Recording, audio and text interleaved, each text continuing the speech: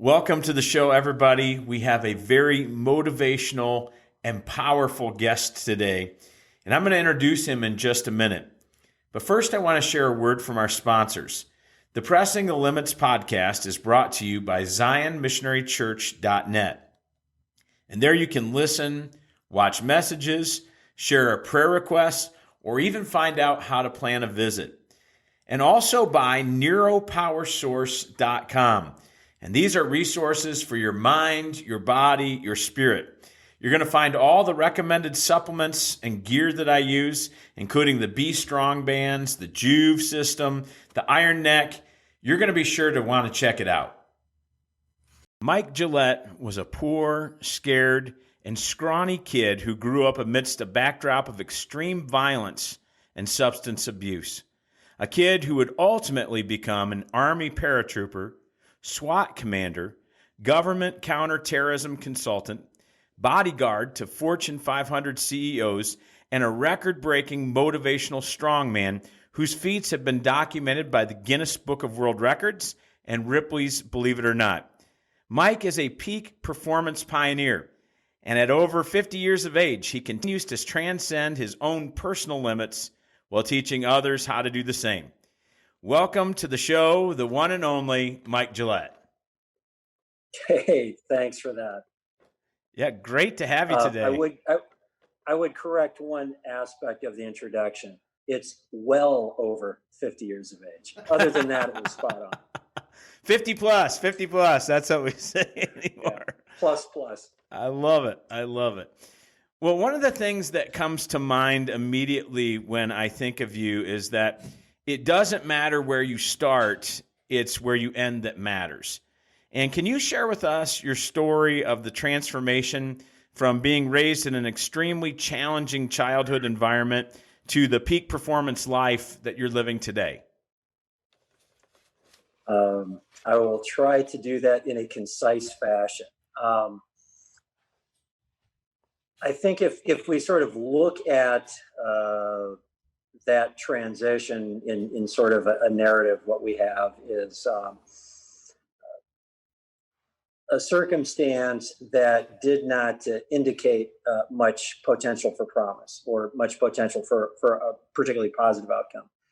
And, all of that had to do with choices that people made. And everything that I've been able to do, be they successful or unsuccessful, sort of follows in that same fashion. It really has to do with choices. So I had a mother that made a lot of choices that, in retrospect, I think had to do with feelings of anger and abandonment from an early age. So she sought out the companionship of men who did not treat her well, treated her very poorly.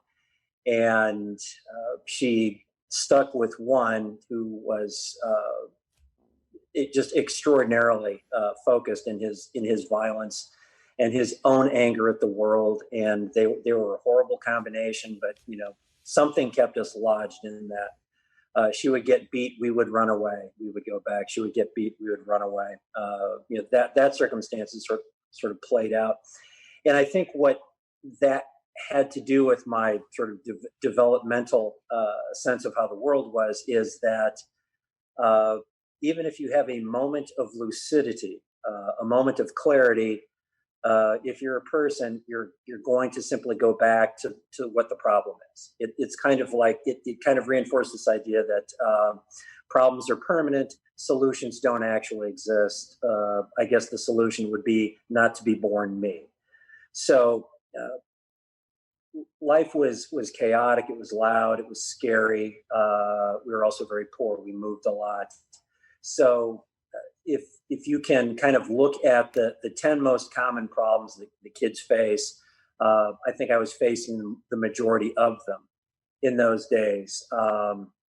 If the laws were then what they are now, I'm sure I would have been removed from the house any number of times. Nonetheless, that's how things were.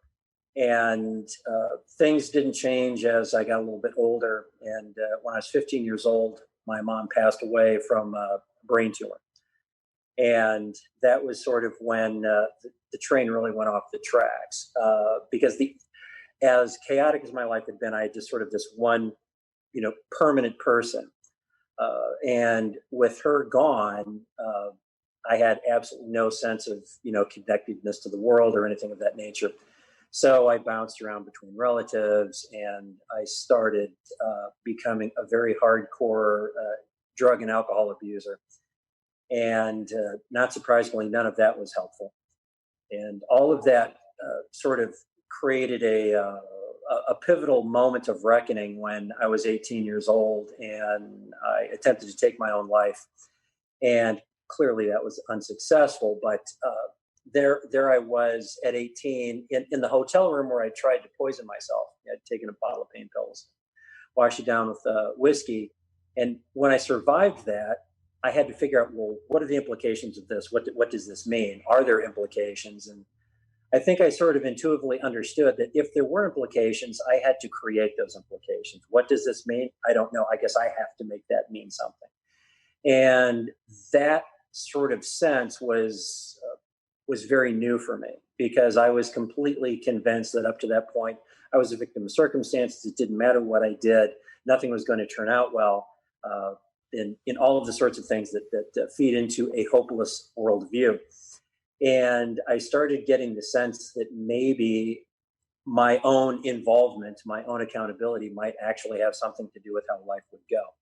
So that was a big realization, but it sort of took me a little while at age 18 with sort of a dysfunctional background and no real productive way to process that. So I stumbled a bit.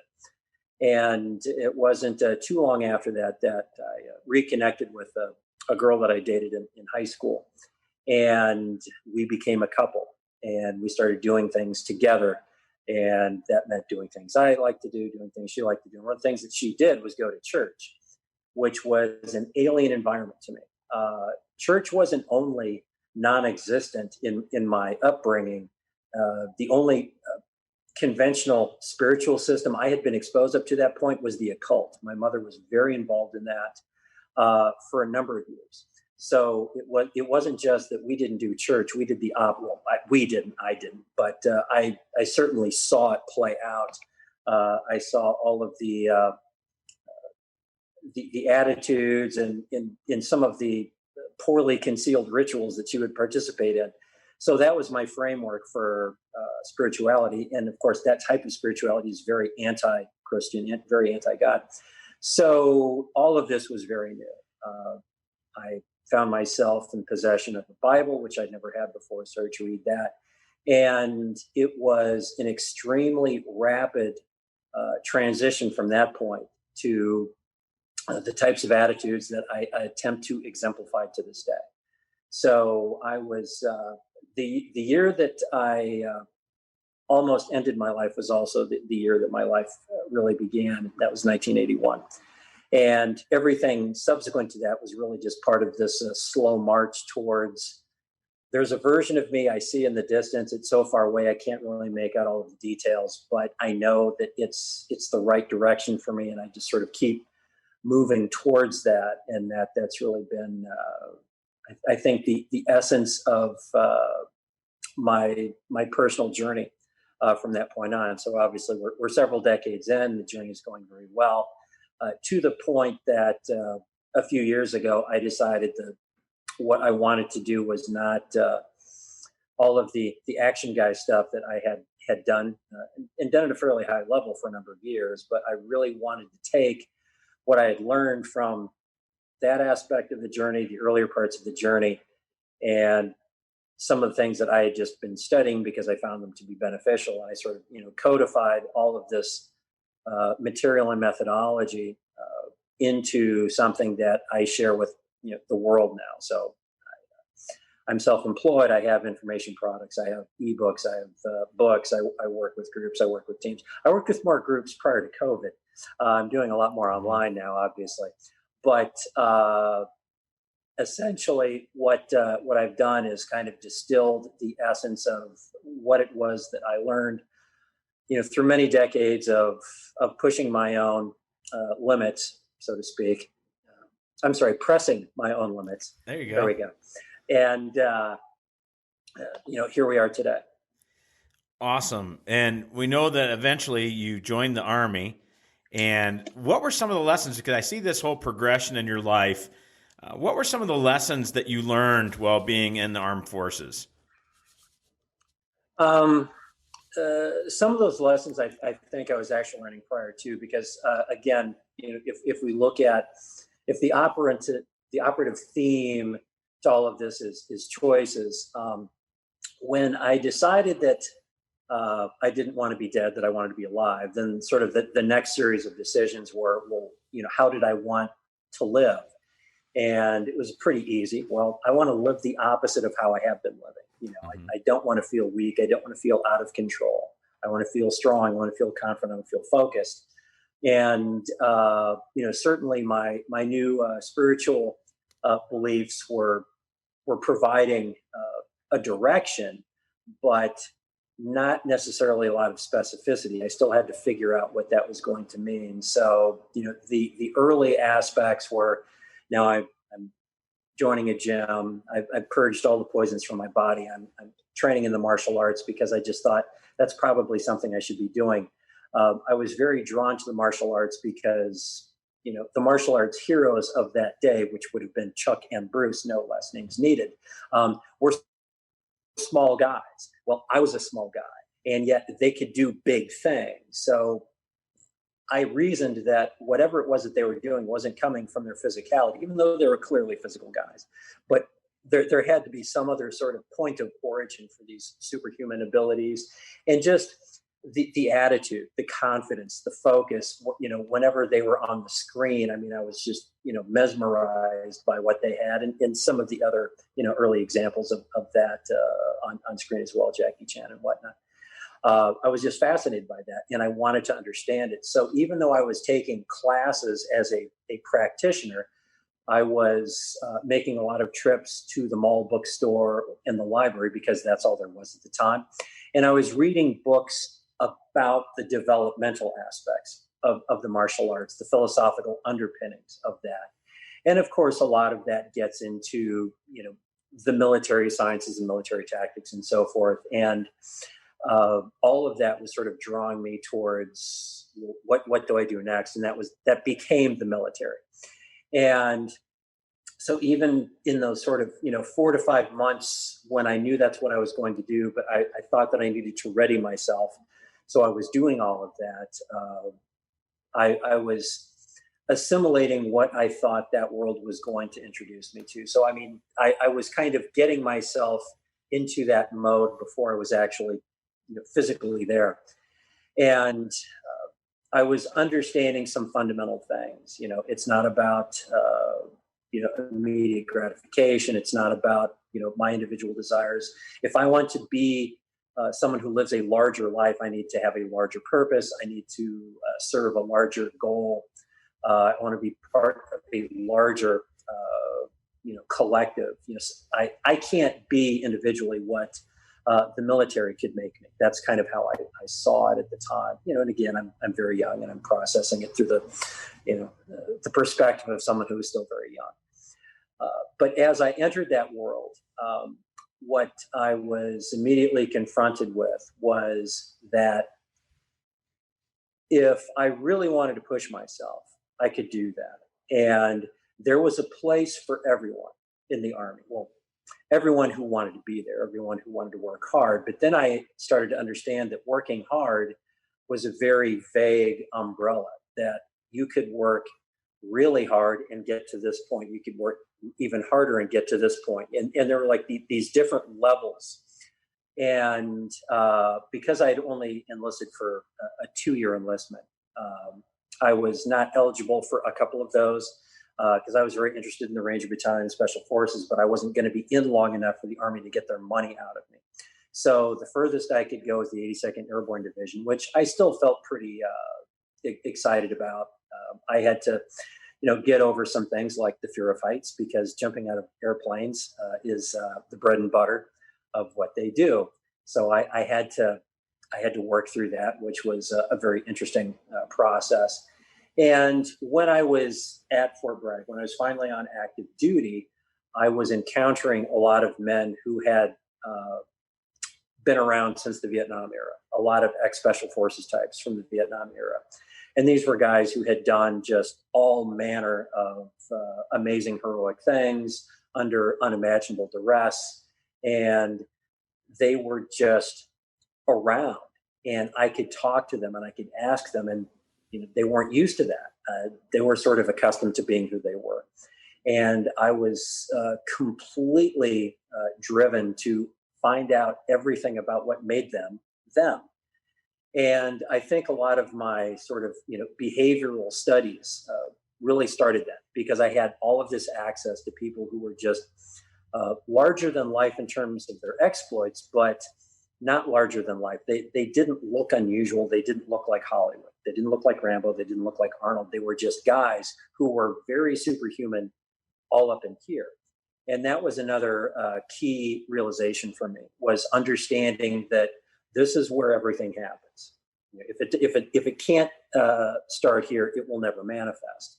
So the real secret to being what I would have described in those days as being fearless, which of course was a poor description of it, but you just sort of having that unstoppable drive. It was all here, because these were guys who were very physically average, and yet when it came to doing physical things, I found that some very average people could crush me, because in those days I was becoming a little bit of a Superman. I mean, a scaled down version, of course, being a small guy, but I got very deep into fitness while I was in the military. I was running 65 miles a week. I swam 6 days a week. I did the Nautilus circuit. No offense to Al Jones. I was doing that. So, I mean, I was working really hard just to, my weight was still hovering around 160 pounds because I was burning calories at a furious rate. I was knocking back Joe Weider weight gain in those days, before I ran in the morning and at night. 900 plus calories, plus the banana, plus the raw egg. And, I was still a runt, but I was a high mileage runt. I was knocking down a lot of miles in those days. So, but I still would train with other guys who were older, who didn't look like much physically, who drank, who smoked, who could bury me when it came to things like running. And that was just another, well, how is this even possible? Because I'm trying to do everything right, physically. I'm trying to take care of myself and all of this. And I was, like 21, 22 years old. So I should be like flying past these guys. But again, there were things yet for me to learn. There was vast amounts for me to learn. I just thought there were only a few back in those days, because when you're young, you think you have so many things figured out.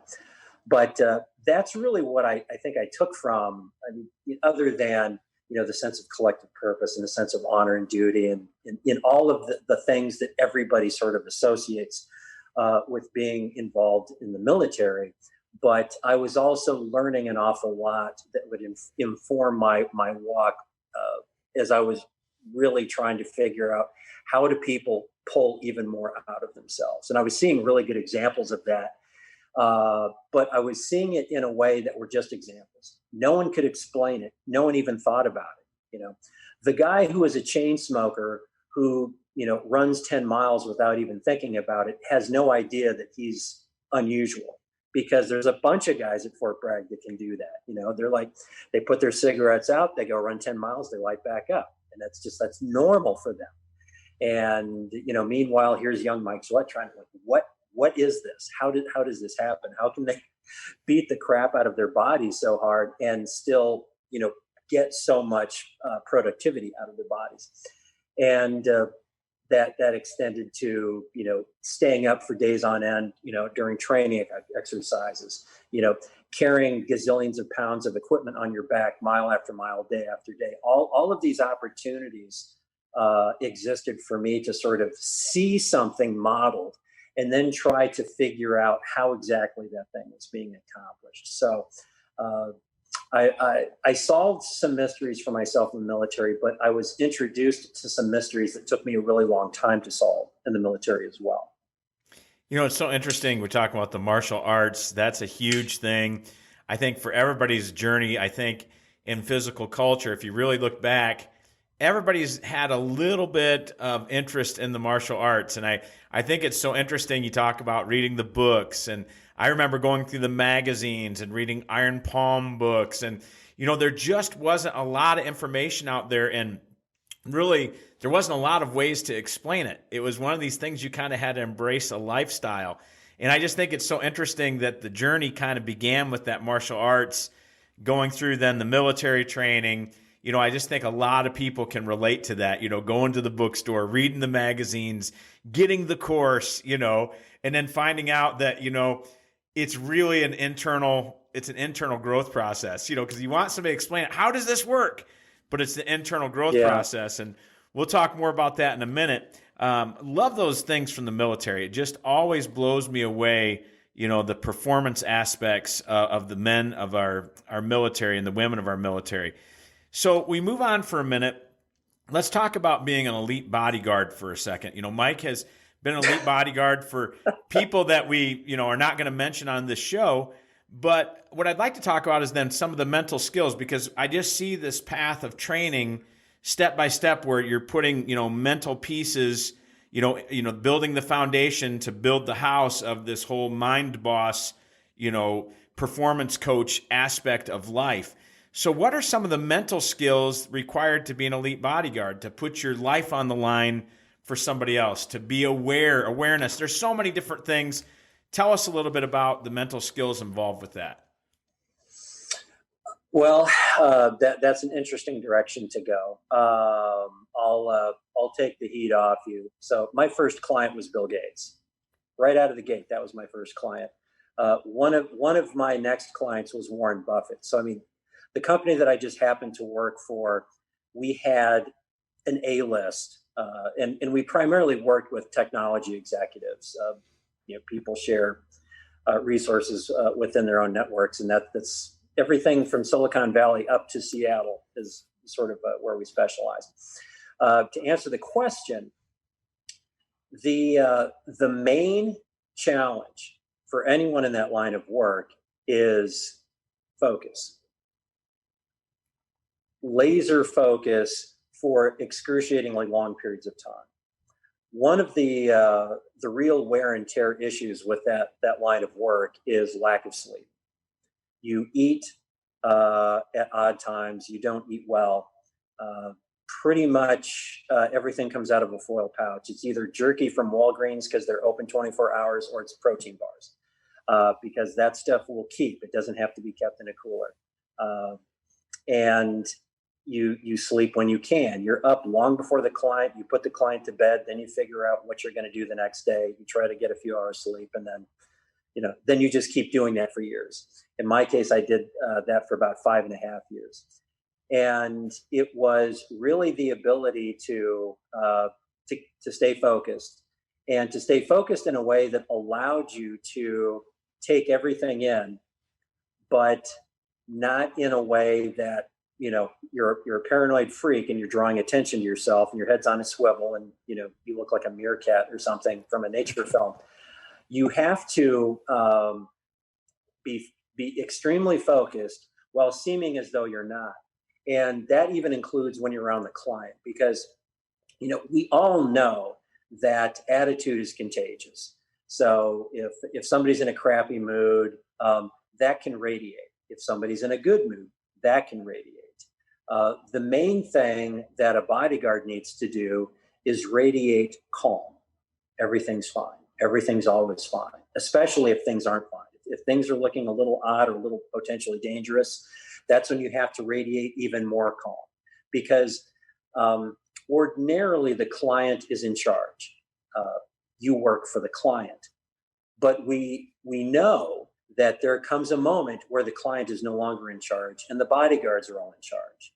Those are bad moments, difficult moments. So if we get to that point, it's much easier to manage a calm client than a freaked out client. So if something dangerous is unfolding around you, you have to dig even deeper into your reserves of exuding calm, which sounds pretty easy, but it's difficult when you're trying to solve any number of problems in real time and the variations of those solutions in case the first solutions don't go well, or there's more bad guys than you can count in front of you right now, or whatever that happens to be. So it's a really paradoxical blend of two mental states: complete focus, absorbing absolutely everything, while at the same time looking as zen as you possibly can, because you don't want to create more than already may be present. And the amount of mental energy it takes to do that is extraordinary.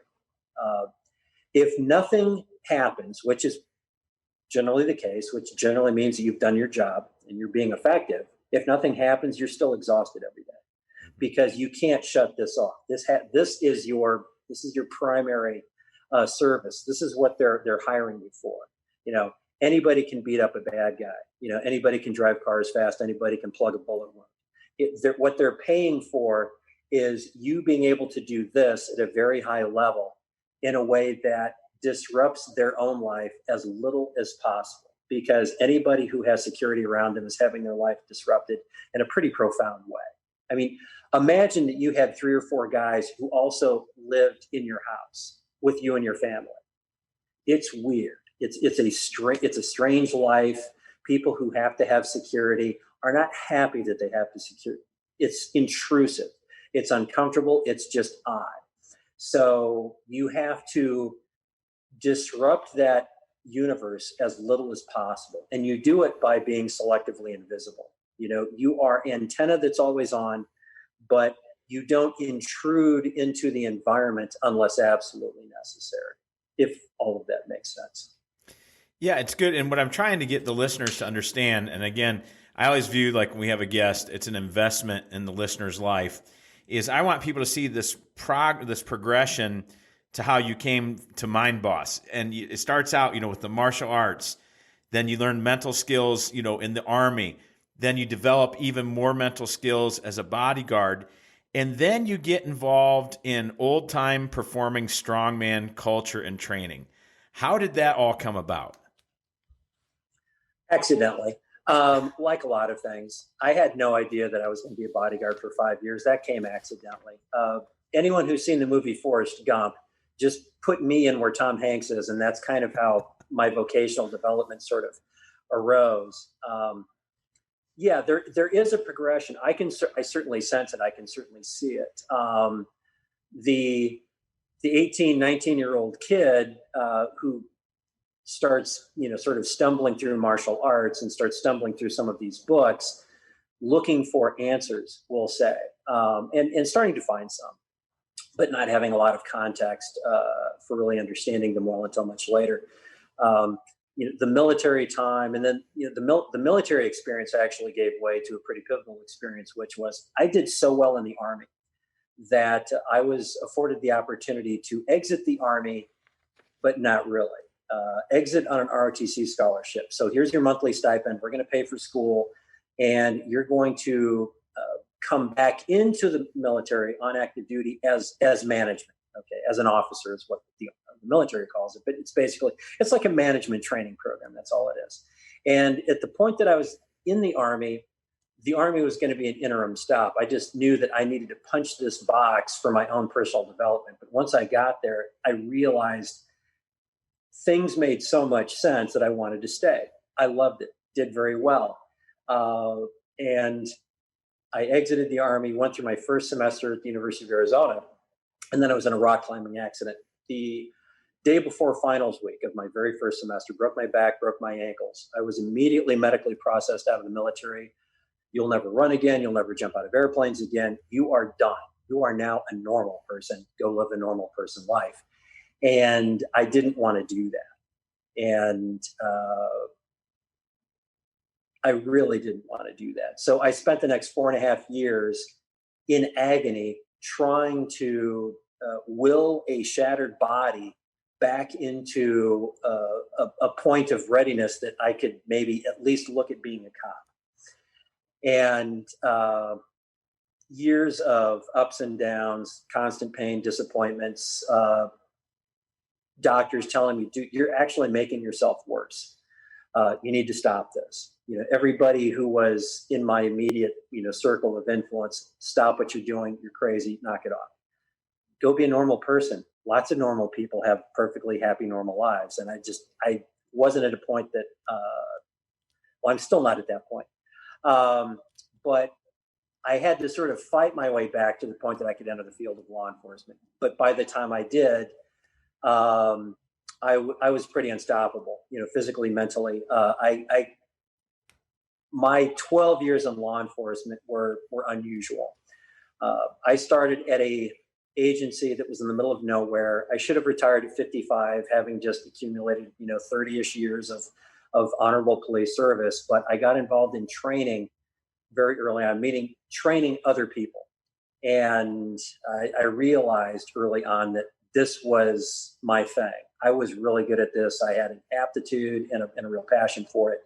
So when I left law enforcement in 2001, already at that point, not only had I trained 10,000 plus cops all over the US, I was the most credentialed tactical trainer in the United States, which probably meant the world, which is what led after 9/11 to training projects with the airline industry, with the Disney company and so forth.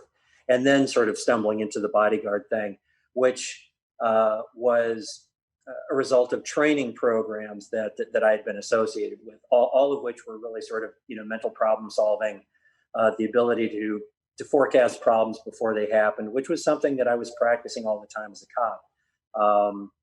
I had a weird safety record as a cop. I was in a lot of skirmishes, never hurt.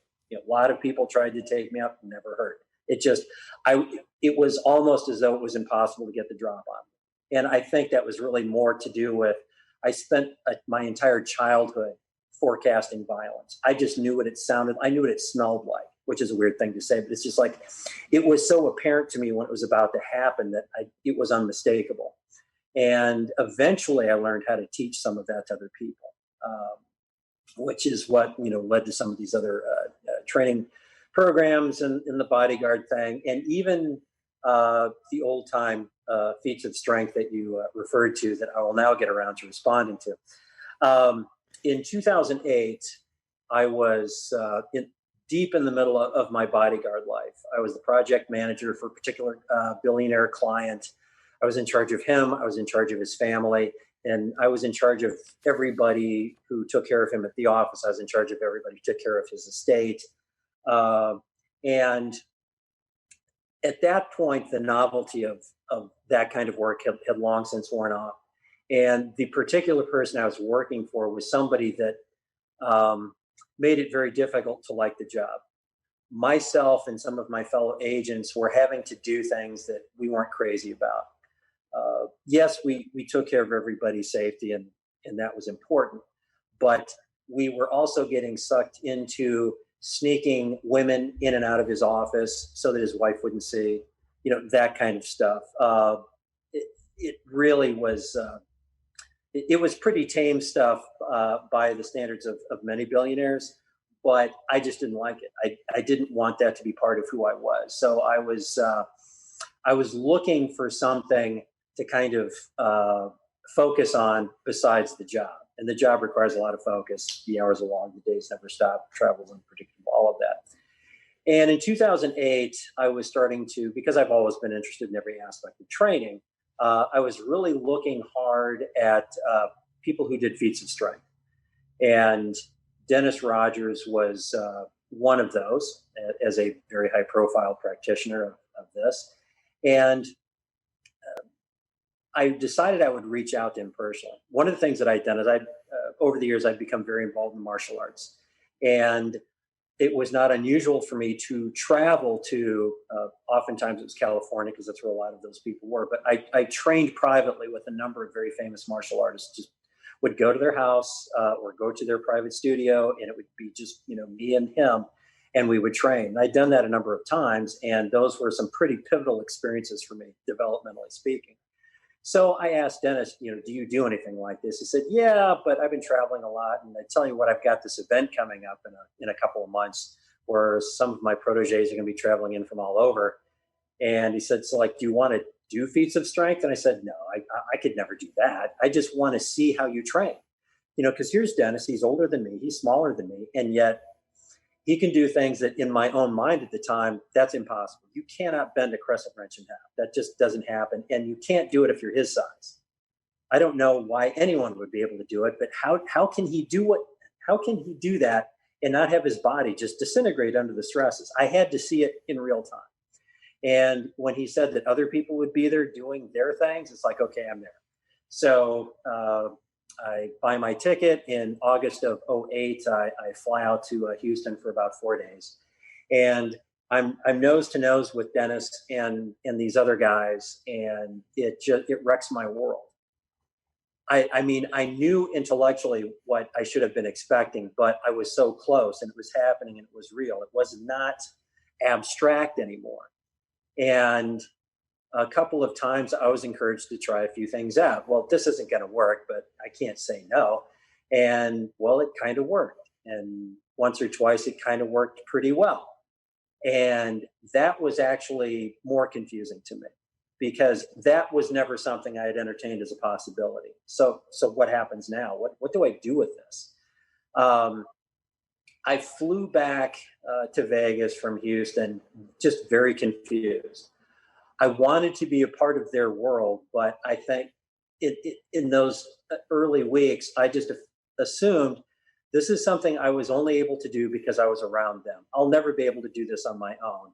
The magic isn't in there. Whatever it was that enabled that to take place, it's gone. I would have to go back in order to do anything like that again. And I legitimately believed that. I don't know why. It still seemed, even though I had lived through the experience, it still seemed too far away from me. But then I had some phone calls with Dennis, and he's like, so have you been doing any of this stuff? It's like, no. Thanks for the encouragement, but this is, I don't even see how, I didn't say it, but it's like, I don't even see how you can ask. I figured he was some kind of magician that had just hypnotized me into thinking that I had done so. I didn't know what it was, but it just did not feel like it could ever be a part of me. So he sent me some horseshoes, he sent me some nails, some hand wraps, and just try it. Just try it. Okay. So I kind of did, and it kind of worked.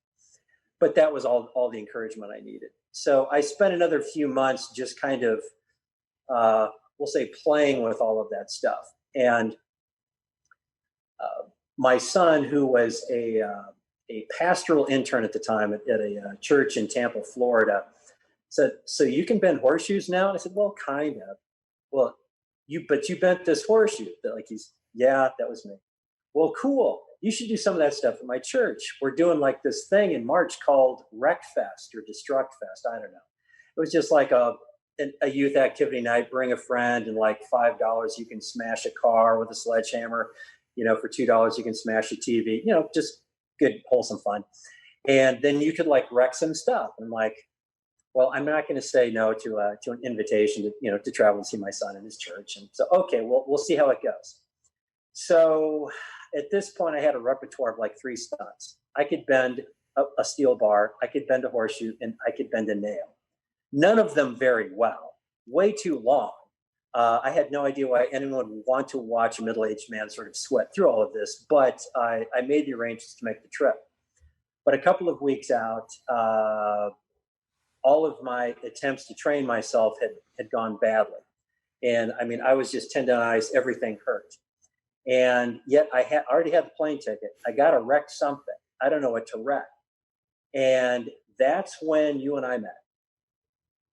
Because the reason I first reached out to you, and for those listening, John already had a well-developed reputation as a performer of feats of strength. And John was a guy who did not just conventional feats of strength, he also did some martial arts type stunts. So brick breaking and whatnot, which I had even with all my martial arts experience, I'd never broken anything other than had my own bones broken accidentally. And other people did that for me. So I'd never broken a board, never done any of that. And I asked if John could teach me and could teach me quick, because I had to have something in my repertoire. And John assured me that I could learn to break bricks very quickly. I was skeptical, but he was an expert. And that is literally how we met, March of 2009.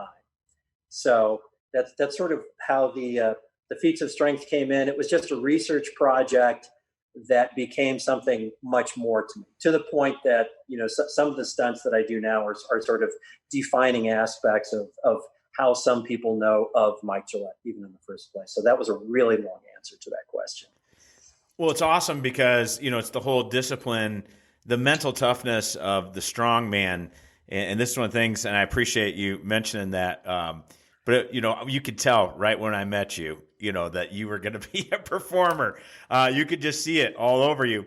But one of the things I want to talk about then is what is the sacrifices that need to be made? There's disciplines and challenges in being a performing strongman like nothing else. If you don't keep up with it, it can be a real struggle. For instance, I'm still performing. A lot of performance has been canceled because of COVID. They can't have big rooms full of people. Yeah. We had a big one planned just last month. But I'm talking about nail bending and what it takes, when you're bending something like that and trying to just put all of your might into something, the mental wear and tear is so much different than when I'm getting under a heavy squat or I'm doing a heavy deadlift, or like this afternoon, log pressing. It's a different mental aspect it takes to do feats of strength. So I would like you to talk about two different things. What are some of the sacrifices, disciplines, and challenges of being a performing strongman? And then what are some of the rewards of this type of influence and lifestyle? Okay. Well, the first thing I'll say is when it comes to feats of strength, I do just enough actual feats of strength to hang out with guys like you. That's not really my area of focus. I do things that I think are really much more mental in nature, just because those are things that interest me more. So the stuff that I think I've been more associated with are stunts where it's kind of like, let's see what you can withstand. Let's see what you can take. So it's, the iron bar in the throat, that kind of a thing, having stuff smashed on me. Although I learned that, or sort of saw that first modeled with you, and you explained a lot of that to me. But those were the things that were most interesting to me. Those still provide a certain amount of wear and tear on the physiology. And the first thing that I learned about feats of strength, at least as they applied to me, is they're not really feats of strength. They're feats of pain tolerance. Absolutely. If you want to bend a horseshoe, you have to want to bend the horseshoe. A ton of people can deadlift 600 pounds. Not that many people can bend a horseshoe. Even though, the force output of the deadlift may actually be greater, it's what it takes to stabilize that horseshoe, particularly when you need to, open it up and you're jabbing the edge of that thing into your thigh. It's horribly uncomfortable. And that's not something that anyone would be thinking about. There are certain positions that you might be in if you're bending a steel bar that are extremely uncomfortable. If you break baseball bats, you may end up with a scar on your bicep like me, because you got real excited. If you're somebody like the first time I saw Pat Kovalitis break a baseball bat, but over his head, the amount of pressure on the head is extraordinary, and it's extremely painful. That's a pain management technique. Yes, you have to be X amount of strong, but a lot of people are that strong. Very few people want to do that, want to test themselves in that way. So I think that for me, my experience has always been, these are internal journeys that I go on when I, try to do X, Y, or Z. And, if we look at, the first time I ever tried to break an arrow in my throat, lots of people have done that. I mean, I saw Shaolin monks on TV do that when I was much younger, and I thought, that looks cool. I'm going to try that. I knew it was possible because somebody did it. Somebody who looked very much like me, right down to the haircut. And over time, I started thinking, well, has anyone done more than one? And my best research was no. So I tried two, and then I did that. And then, one of my world records is 3 at a time. That was tough. That wasn't, I mean, yeah, I was straining in the moment. It takes a certain amount of, physical force to make that happen, but that's not the challenge. The challenge is, are you going to back off because it feels like you're just about to wreck your windpipe? And a sensible person would never have started in the first place, but that's because they're sensible. They're just internal tests or internal journeys that I go on. So there's a certain amount of wear and tear. After I get something obvious, someone jumping off a step ladder onto my stomach. Okay. Everyone will say, gosh, Mike, doesn't that hurt? Well, yes, of course it does. It's just that it doesn't hurt right now. It hurts later. I have the ability to take that and park it. So it hurts later. And in essence, that's what running an ultra marathon is. That's what running the Ironman is. That hurts too. But you find a way to compartmentalize the experience, to take the pain and put it someplace where it doesn't impede the process in the moment. So, many of us have different ways to experience that type of moment. It's just that the way that, people like you and I do it, those ways tend to be rather visual, and they tend to be a little less common. So the sacrifice, there's wear and tear, but to me, that doesn't feel like sacrifice. I mean, I've always kind of treated my body like an amusement park ride. I mean, I've had to. You can't throw yourself out of aircraft over and over with all kinds of crazy pieces of gear strapped to you, and then hit the ground 18 feet per second, and then get drugged by the wind and all of that. You have to have a pretty cavalier attitude about your own safety in order to experience what certain experiences can provide. If you want to be enriched like that, you have to be willing to make certain choices. Again, everything comes back down to that. So I have made my choices. I continue to make my choices, as do many other people. But getting to the second part of your question, that's what leads to the reward. There are things that we can learn about ourselves, through these sort of self-discovery intensive processes. You can't, if you try to bend a steel bar, I mean, first off, those bars don't want to be bent. It's not a natural thing to bend them. You'll be uncomfortable in the process, and you may not be successful. And even if you're not successful, you still learn something. Now, I'm going to put you on the spot one more time. Once upon a time, I could bend a steel bar. And by the time I got that to like under 60 seconds, I was feeling pretty saucy. And then I saw someone on TV bend 2 steel bars that were taped together. I was like, how is that even possible? So I tried it out. And after I did it, I had occasion to talk to you on the telephone. So this would have been like late 2009. And you said, yeah, that's cool. I'll bet you get 3. And then we had this whole conversation about no one's ever done 3. I've never seen 3. 3's impossible. You're crazy. Stop with the faux enthusiasm, because I mean, you're barking up the wrong tree. Whatever it was that I was saying in that moment, I don't recall other than no, you're completely wrong. But, and this is something I've written about and talk about from time to time, but the idea was now there, and the idea wouldn't leave. So thanks for that. And I remember the first time I attempted 3 bars, and it was at a summer camp for at-risk youth on the top of a mountain in Wyoming. And I explained how, I'd sort of had this kind of progressive journey pursuing feats of strength, and I could bend a bar at first, not well, and very slowly, and made horrible faces doing it. And then, then the second bar happened. And then a good friend encouraged me to explore 3. So I explained all that. I said, I've never tried this before. I don't think it's possible, but I don't know.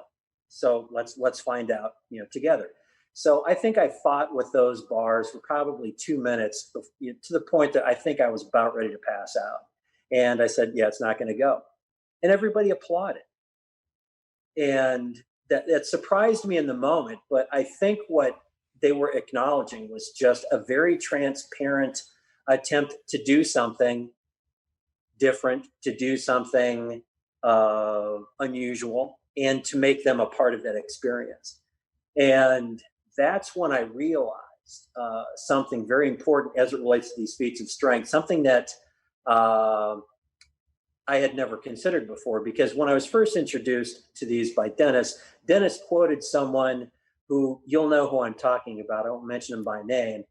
If you fail in front of an audience, you better be going to the hospital. They better be carrying you off the stage. And I'm like, well, that seems pretty absolute. So Dennis said it. I believe it because Dennis is the expert and I'm new at this. I changed my mind at that point. And that's also, of course, I went through a really brief period where once I had a real repertoire, like about an hour's worth of stuff, I thought, well, I guess I have to perform now. I have to do shows. And I spent about a year doing shows and I did not like it. It did not feel natural for me. Now, if I'm presenting at a school, I'm presenting at a church, I'm presenting in a jail, that's real. I'm not funny. I'm not cute. I'm not trying to be entertaining. I'm speaking from the heart. Oh, and I also have a couple of really unusual object lessons that, are unique to me. That I'm okay with, but I had to sort of run that brief gauntlet through trying to be an entertainer. I had an agent. It was just sort of an odd period. But once I kind of stood back from the mission imperative of what it is to be an entertainer, and if I'm an entertainer, well, I have to do the thing. I have to accomplish the task. It's kind of like a magician who can't do his trick. The rabbit didn't disappear. Well, I guess you're not a good magician. But once I realized that it wasn't about the obvious outcome, that it could be just the effort or the journey, that was really important for me to understand, because then I started exploring things that I pretty much knew I couldn't do right away. And maybe I'll never be able to do, but I'm going to sort of explore them.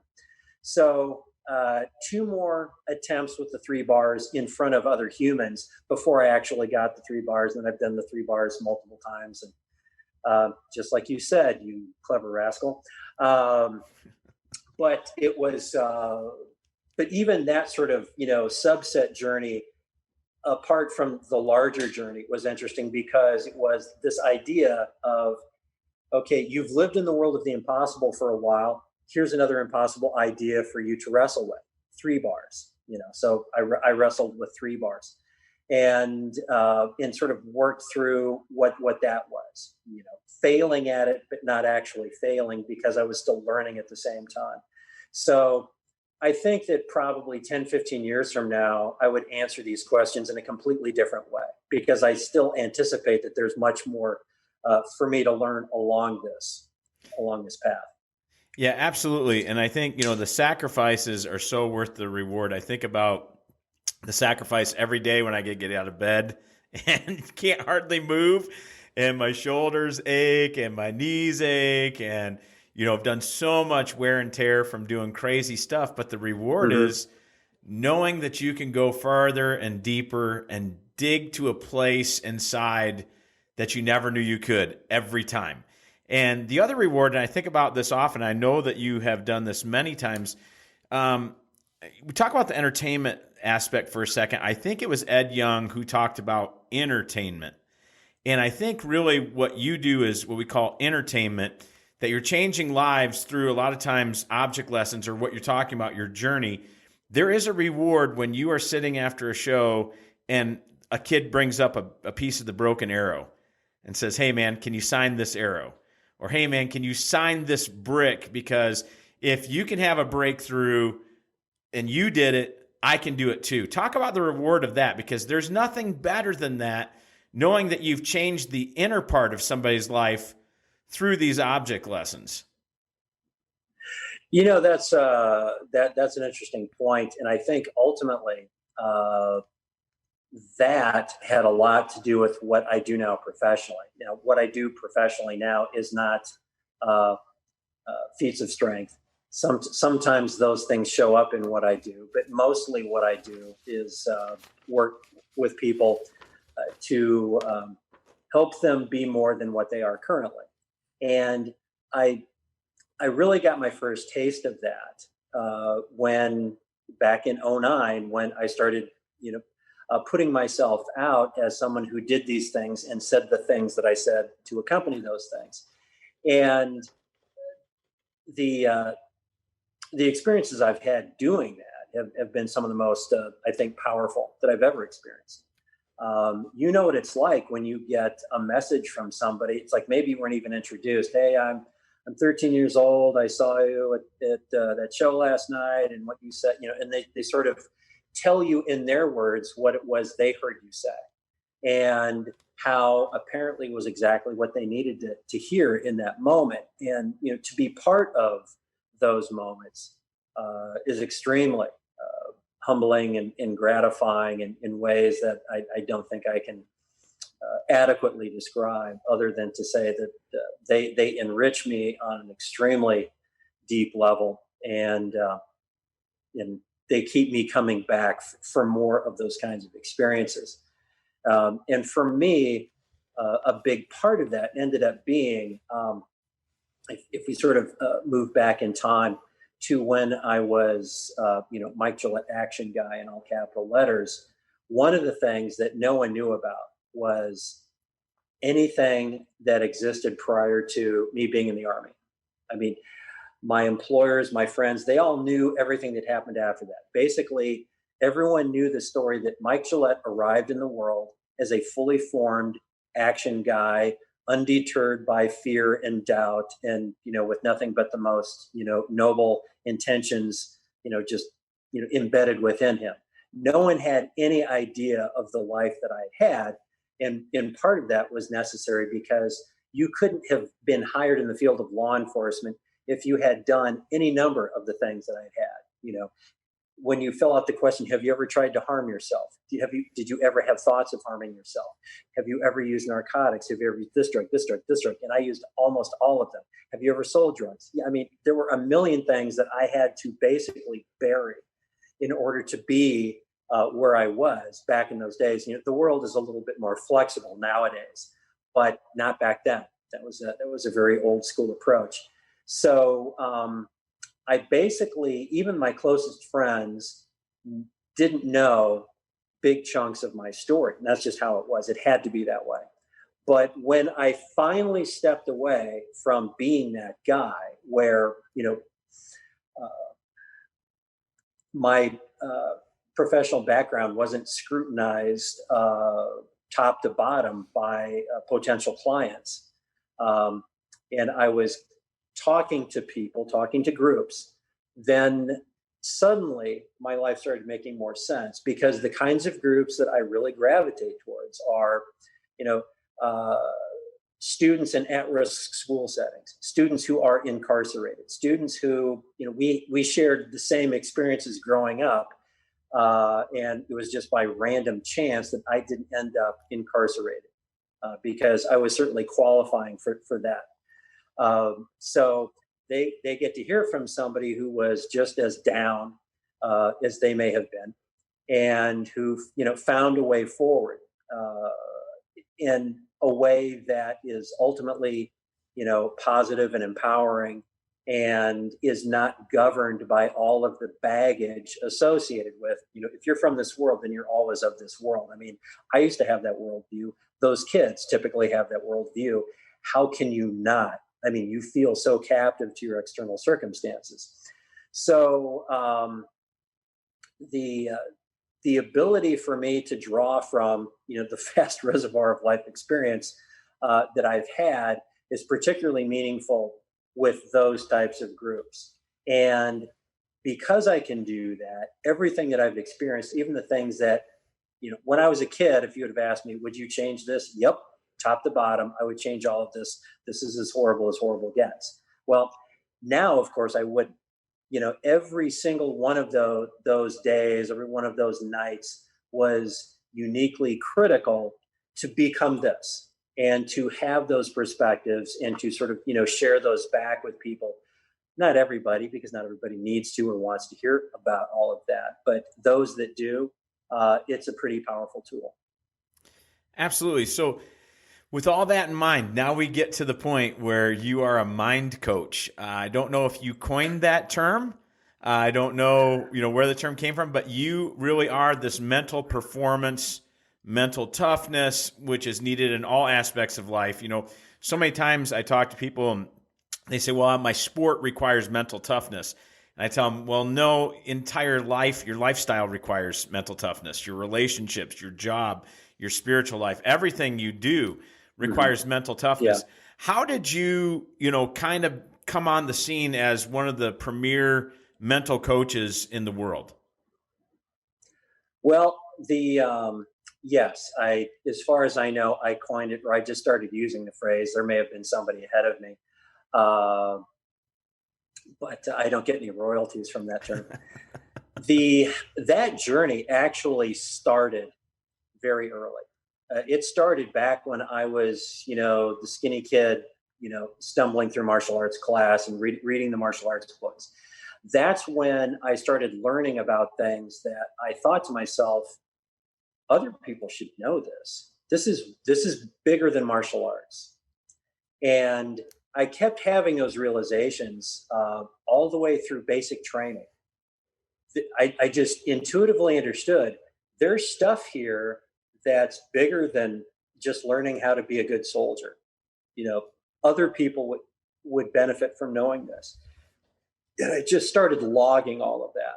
So the entire time I was in the Army, because I read voraciously, all of the required and the suggested military texts, for young developing soldiers and, future leaders and all of that sort of thing. And I just kept seeing all of this wisdom that I thought, wow, this is really important.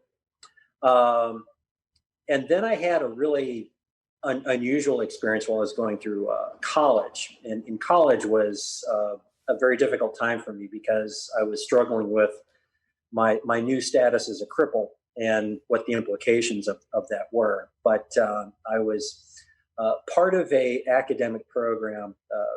I majored in something called media arts, which basically allowed me to maintain a pretty high GPA, which was all I really cared about in college. But there were these classes I had to take in this weird field called film theory and criticism, and had a really crazy teacher who was considered the best in the world. He edited this academic journal on this really obscure field that it may not even exist. It may not be real. There may just be people who think that this is something that is real. But what we would do is we would watch movies, not Hollywood movies, but like weird, European New Wave films, Russian films, things like this. And we would comment on the things that weren't actually happening in the movie, the things that were unsaid. Why is the light coming from that direction? Why? I mean, we just started answering all of these questions that I had no idea even existed. Now, I don't know to this day if it's a legitimate academic field, but even if it was all hypothetical, I spent a couple of years of my academic life having to answer questions that were very difficult to answer, that were very sort of high concept or big picture questions. Well, because the camera is this close, but then it cuts over here, but then it cuts back to here. What do you think that means? What do you think the director's intent was? And now you have to fill up a blue book, on exam day with pages of what you think that meant. And for whatever reason, I did pretty well at that. And I thought to myself, okay, this may all be nonsense, but I think that I'm learning how to ask and answer good questions. And then, before you know it, I'm in law enforcement. And the training is providing me understanding of human behavior that's like so next level. And some of it I think was just, unique to me. I was so switched on when I was a cop that, I just, at the end of each shift, I thought my head was going to explode because I felt as though I'd learned so much about humanity, about, Why do people do things they do? Why do people do things that are so inexplicable? How can you see that when it's coming? How can you see it from even further away? So I learned perhaps from my academic years to ask myself really sort of abstract, difficult to answer questions, and I was coming up with responses that I thought were reasonably logical during my cop training. And again, I'm also learning new things by attending schools, and that's when I started teaching people. Like I said earlier, 10,000 plus cops I had trained over the 12 years that I'd spent in law enforcement.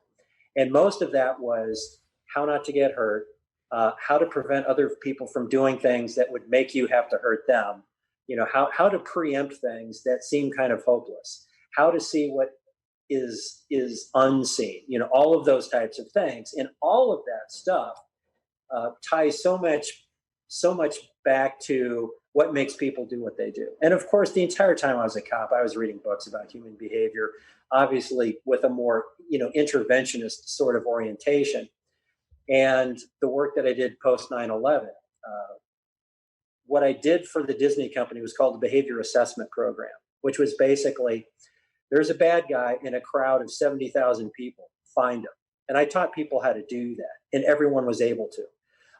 There's just things that you have to know about how people are, and what sort of drives people and what drives people in particular circumstances. And all of that information, going all the way back to I'm 18 years old and I'm just learning a couple of gee whiz things from this martial arts book.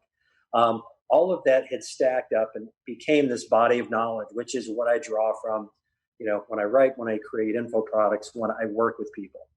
So that's where it all came from. It came from these very disparate and unusual seeming disciplines, but they couldn't have come from anywhere else. Now, there are plenty of people that work with other people in the mental realm that have backgrounds completely different from mine, and they're very nice people. And what they do is perfectly fine for lots of people. My perspective comes from a very specific set of circumstances.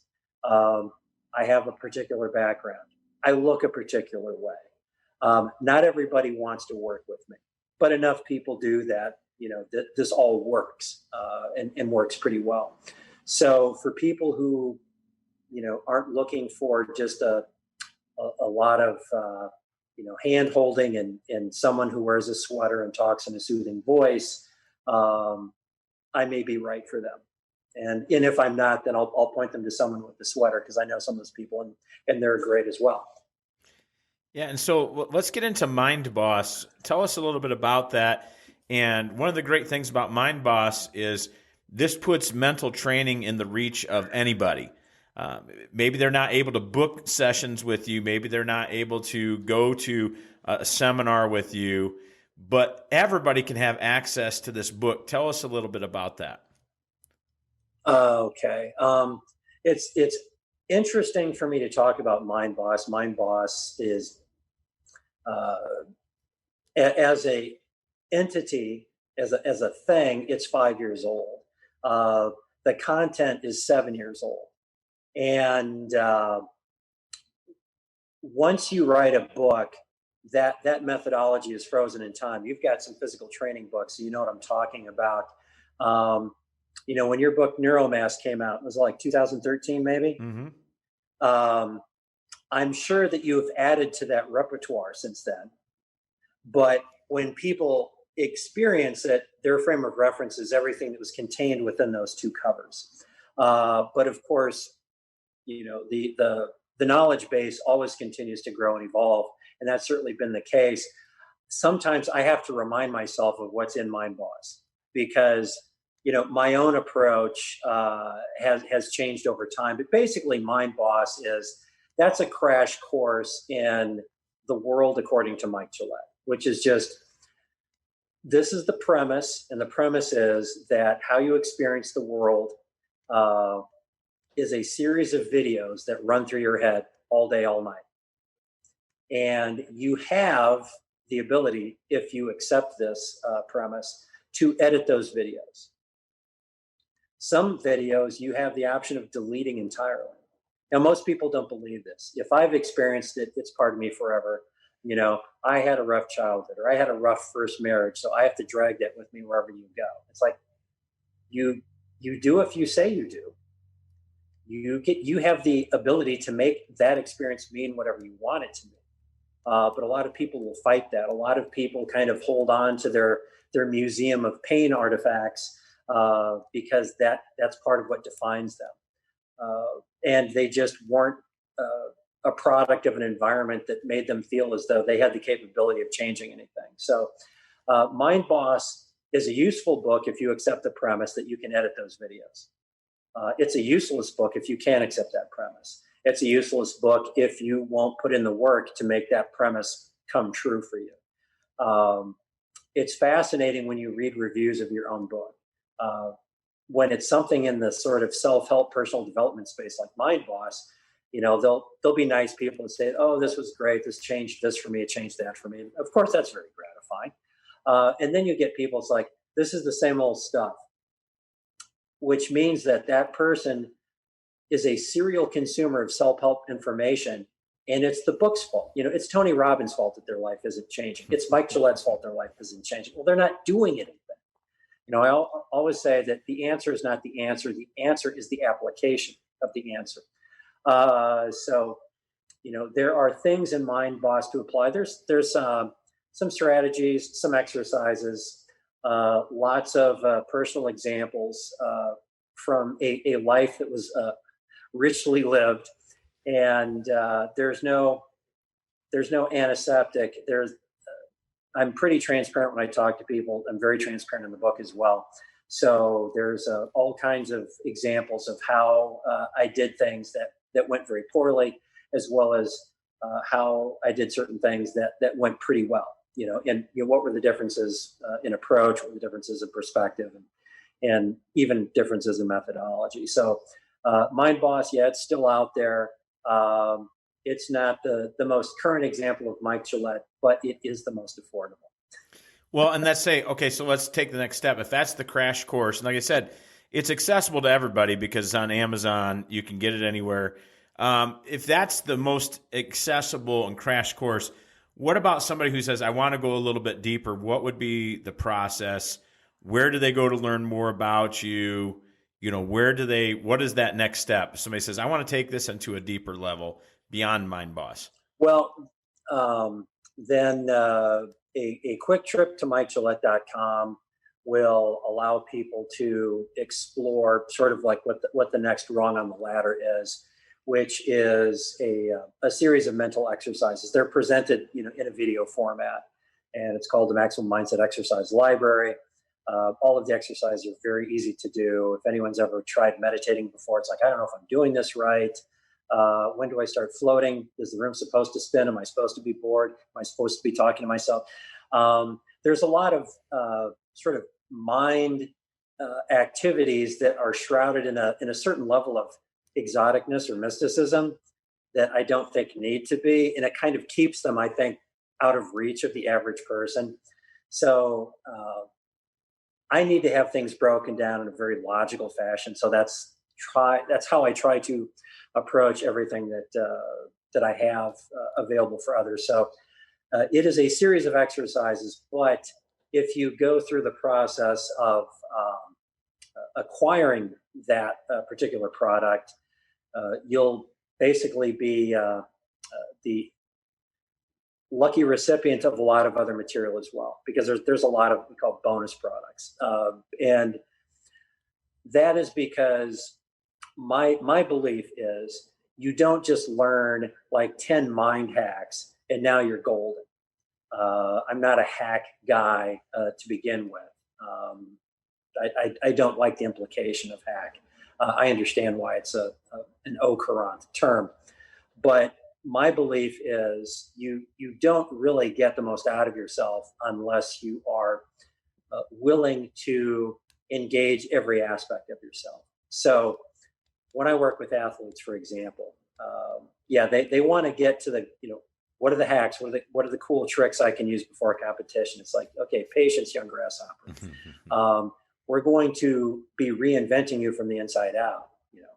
I'm interested in your character. So, I mean, there's literally material that I teach about that, about how to become a person for whom, good things, should come, to be a force for good within your own immediate sphere. And what are the kinds of skills you need to cultivate within yourself to bring that about? I think that's very important. I'm about a comprehensive approach to the journey as opposed to learning a couple of tricks. So another reason why I think I attract certain kinds of people and not other kinds of people. So there's that course. There's another course sort of above and beyond that, which is the Maximum Mindset Reprogramming Series, which is more, it's like 6 hours of content, and it's expensive. And you can go up the ladder to private time with Mike, which is really for the exceptional person. When I mean exceptional, I mean exceptionally unusual. Most of my material is so easy to understand and so easy to get that you don't really need to, think beyond that. Most of what we sell is the exercise library. Most of what we get feedback on is the exercise library. It sells all over the world. We get lots of very positive comments from a wide variety, not just people who look like me or act like you, but men much younger than me, younger women, older women. Everything is very non-denominational as far as the methodology is concerned. You just have to be interested enough to be willing to, put yourself on the path, and confront the normal fears of being accountable to that version of you that you really aspire to. Because a lot of people are a bit afraid of pursuing that. Because what if I can't make it? What if I fall short of that? What does that even mean? I've been falling short of that every day for decades. It means that I'm still in the fight. So, so much of what I do is really sort of about finding other ways of looking at things, ways that are perhaps more productive or more helpful than ways that are much more conventionally accepted, if that makes sense. Yeah, absolutely. And you have to start somewhere. So what I'd like you to do is to share, if you could, one piece of advice that you would give to the listeners today to say, as I'm starting to think about this mental side of life, as I want to start to take control of my life, maybe this has been a wake-up call for a lot of people today. Maybe they really ever thought about the mental side. They just kind of are on cruise control through life. And I find that so often happens to people. They're just on cruise control. They just, I've got my routines. Once COVID hit, now you have a new set of routines, but you don't really think about, the mental performance and the mental side of life. What's one piece of advice you would give the listeners today to start on that journey?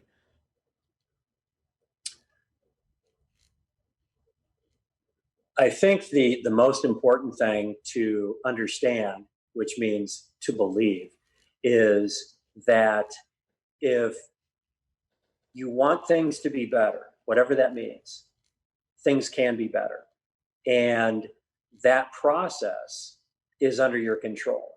Now, people want to argue with that. Oh, Mike, but you don't know my story. COVID hit, I lost my job. I've got this going on. I've got that going on. And I've heard many sort of COVID-related tales of woe. Some very difficult situations. A lot of people are legitimately having to fight their way through, and those are all very real. But despite that, despite whatever the immediate externalities may appear to be, if you want things to be better, and that can be nothing more than I want to feel differently about my own life than I feel today. That is very doable. That can happen for you. But the first step is you have to accept the premise. Once you accept the premise, and I'll say this to anybody listening, if you're in a difficult circumstance and you just email me, I'll send you a free copy of Mind Boss. Now it'll be a PDF. I'm not going to ship it to you. I don't have that kind of money. But I'll send that to you, and I will point you to my YouTube channel, which has at least 5 hours of free content where I do nothing except beat this theme over and over, that you can do this. Here's some ways to start doing this. Here are some people who have done this. So get busy doing this. The most important thing to understand is that whatever better means, better is available. Better is within reach. Doesn't mean that better is easy. It isn't, nor should it be. I mean, you won't derive any satisfaction from the journey if this was just 2 easy steps over in this angle. You need to fight for better so that you can appreciate better, so that you'll have a story to tell someone else who needs to hear your story of how you made things better for yourself.